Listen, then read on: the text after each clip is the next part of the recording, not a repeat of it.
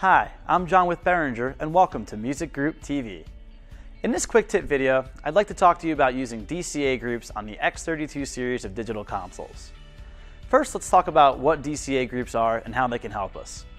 A DCA group is a way of grouping channels together so that you can control all of their volumes at once while maintaining the relative mix between those channels.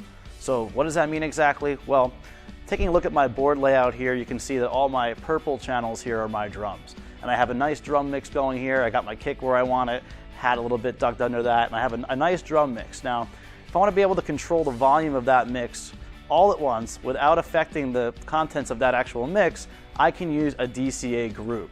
So if I wanted to do that, I'm going to look at the DCA page here on the console, group DCA 1 through 8. And I have select buttons above each DCA group. Now you'll notice when I press and hold the select button, my selects are all off now on the input side of the console, and that's because I can simply go ahead and add these channels to the DCA group. And those were linked, which is why they both went at once there. Those are my overhead channels. So now you can see just by pressing that button, all my drums are in this group. And if I turn this fader up and down, even though the faders aren't moving, that group of channels volume is going up and down. And again, the mix is staying proportionate. And of course, I can go ahead and build out the rest of my mix this way as well. So I could add my guitar channels. I have a sample track coming in here I'm going to add. We can go ahead and do the vocals. And of course, finally, we'll add the bass as well. Now, I can mix my whole show. In this case, it's 16 channels. I can mix them right here on my 8 faders. Very similar to how you used to do with subgroups on analog consoles.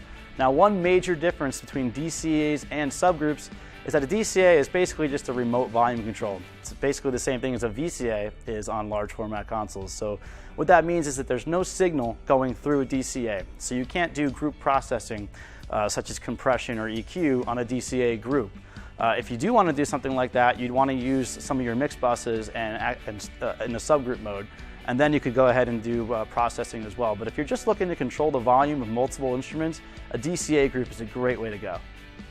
So I hope you picked up some tips on using DCA groups on the X32 series of digital mixers. I'm John with Behringer. Thanks for watching Music Group TV.